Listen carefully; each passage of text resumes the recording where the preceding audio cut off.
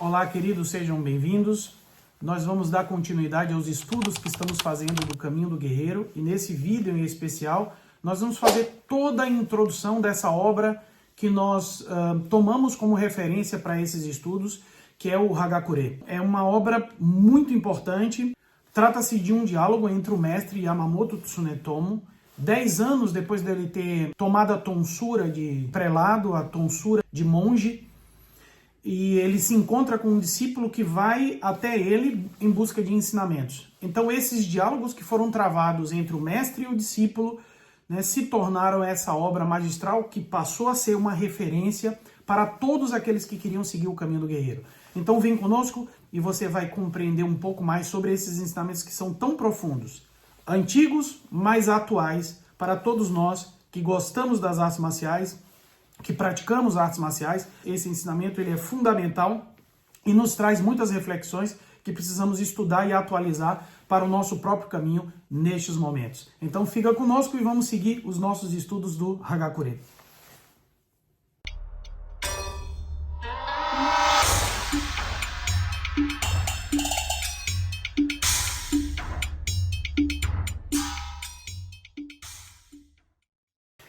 Fala o discípulo sobre o mestre, e ele diz textualmente assim: O nosso primeiro encontro foi no 5º dia do 3º mês, no 7º ano de Ruei. A que distância do mundo miserável estão as cerejeiras da montanha?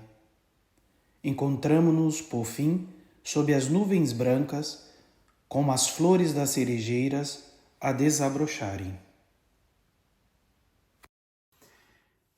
Essa poesia escrita pelo discípulo ao tratar desse diálogo com o mestre, envolvida em mistério e em poesia, porque ele se desloca, ele se distancia de todo aquele burburinho das cidades e ele vai até as montanhas encontrar esse mestre, esse monge, esse eremita que estava recluso, e ali ele detinha um conhecimento extraordinário que esse discípulo queria para si. Então o diálogo ele parte exatamente desse ponto.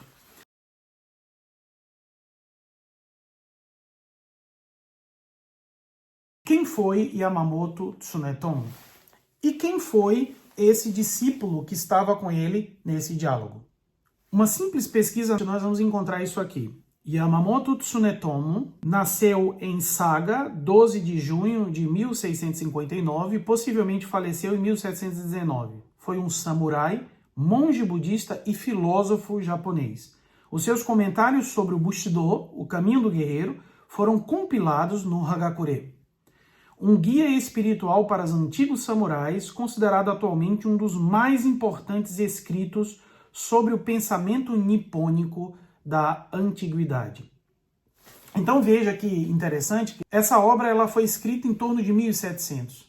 Mas é extremamente atual. Nós vamos observar que as questões que ele trazia naquela época têm uma importância muito grande nesses momentos que nós estamos vivendo. E quem foi o discípulo de Yamamoto Tsunetomo que estava com ele nesse diálogo? Quem foi Tashiro Tsurumoto? Ele nasceu em 1678, foi um jovem samurai que visitou Yamamoto Tsunetomo em 5 de março de 1710 e ficou fascinado pelo velho samurai.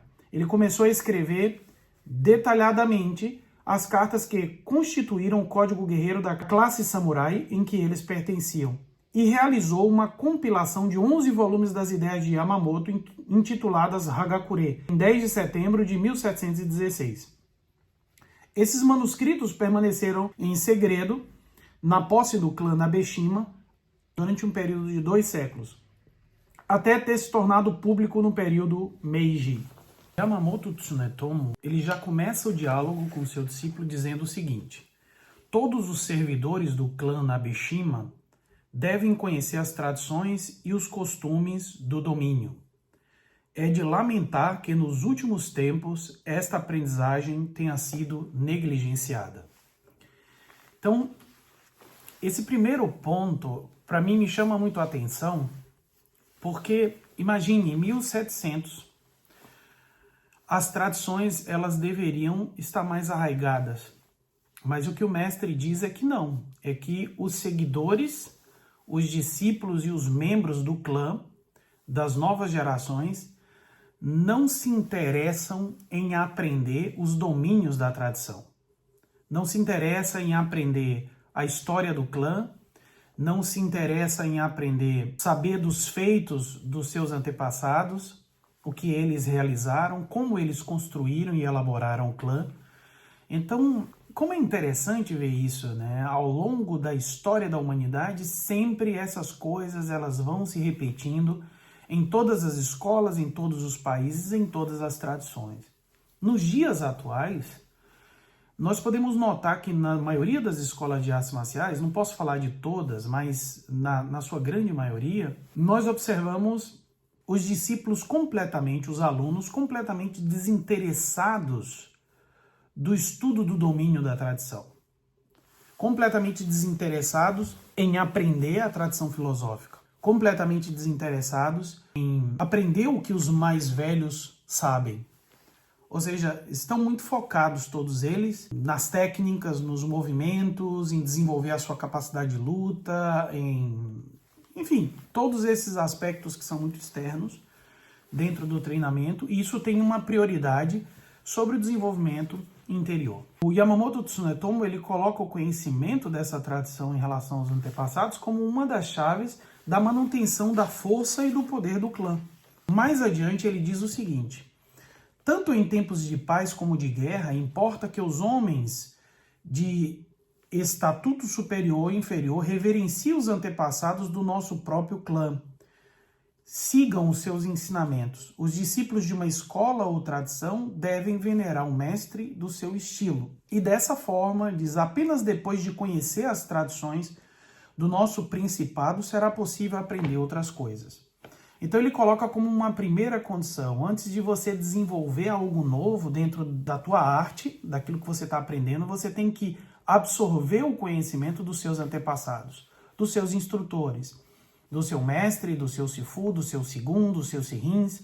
Então, após absorver todo esse conhecimento, aí sim é possível você verificar coisas novas, porque você já adquiriu um domínio dessa sabedoria, você já adquiriu um conhecimento mais profundo de tudo que está sendo desenvolvido e é possível você ampliar os seus limites. Não é raro nós vermos uma pessoa que acabou de começar o seu treinamento, está em graduações baixas, querer se desligar do seu mestre e montar uma nova escola apenas por vaidade. Eu acho que muitos mestres, muitos sifus, muitos grandes mestres já vivenciaram isso. Por que as pessoas elas saem antes de absorver tudo que elas necessitam? Por vaidade, por orgulho. Muitas vezes por ambição material também. Então, isso é muito visto nos dias atuais e não descaracteriza em nada o que nós estamos falando. Porque uma situação distinta é um discípulo ele ter sido preparado durante muitos anos pelo seu mestre e o mestre reconhecer a hora de mandar o seu discípulo fazer o que tem que fazer. Abrir a sua escola, abrir a sua organização, o que quer que seja, não importa. O mestre ele vai direcionar por aí. Então isso é uma situação distinta. A outra coisa é um discípulo completamente imaturo já querer caminhar e correr. Imaginem vocês. Vamos utilizar um exemplo da própria vida. O bebê ele nasce, primeiro ele depende da mãe para receber alimento, para trocar de roupa, para tomar banho, para tomar remédio, para dormir, para acordar. Ou seja, tudo depende do cuidado da mãe. Esse bebê ele começa a se desenvolver, vai ficando cada vez mais forte, daqui a pouco começa a virar no berço, começa a engatinhar, daqui a pouco ele se coloca de pé e então ele começa a caminhar, dá os primeiros passos. Após caminhar, durante um determinado tempo, é possível que ele comece a correr. E a proporção que ele vai ficando cada vez mais forte, vai crescendo, ele vai adquirindo e ampliando o seu nível de independência. Tem pessoas que vão adquirir a sua independência total na vida dos seus pais, da sua família, aos 20, 30 anos. Algumas pessoas, depois de mais tempo, né, aos 35 anos, sei lá. Quanto tempo é necessário para que haja um amadurecimento para que a pessoa se torne independente?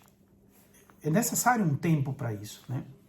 Agora imagine vocês, um bebê ele nasce, ele está ainda na fase de engatinhar, e aí os pais pegam esse bebê e colocam na rua.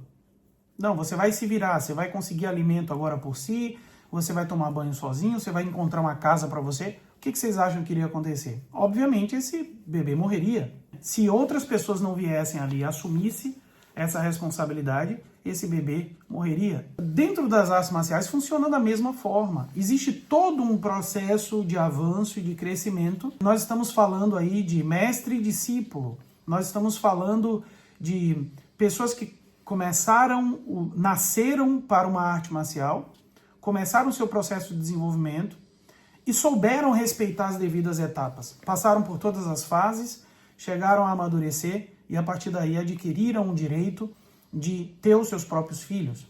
Então há que refletir sobre isso porque é algo muito atual. Talvez para os alunos isso não tenha muita importância. Para os professores isso sim tem importância. Porém essa regra que nós estamos falando aqui não se aplica somente para professores, instrutores, para os alunos também.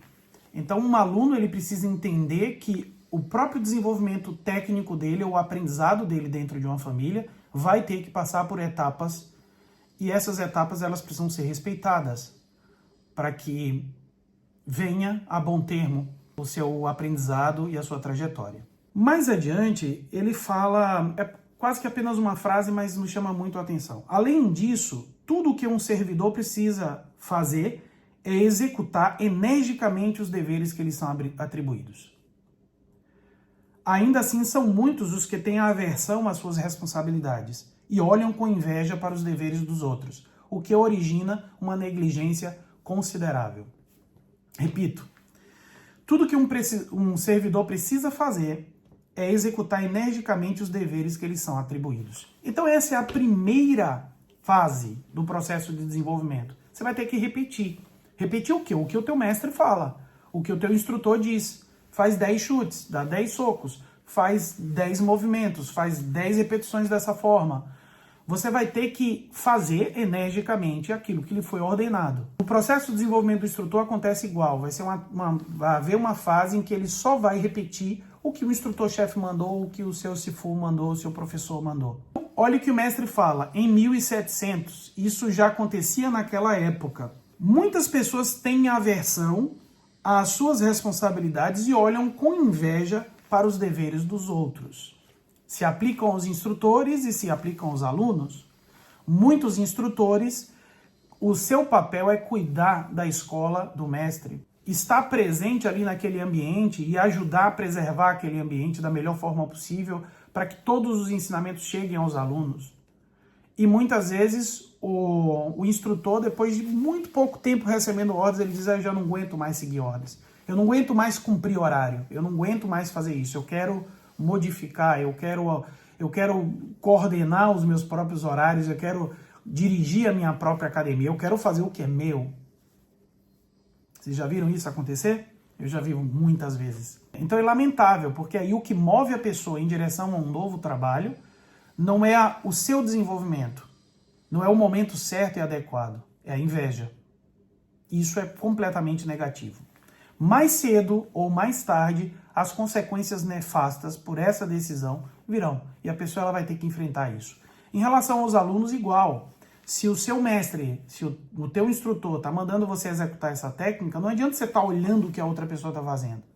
Foca no teu, concentra no teu. E dessa forma, você vai conseguir triunfar.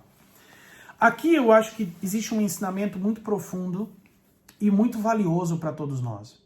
Começar pequeno, passo a passo, como dizem os americanos, baby steps, passinho de bebê, passo a passo, pouco a pouco. E aí você vai construindo a tua trajetória. Isso é muito valioso.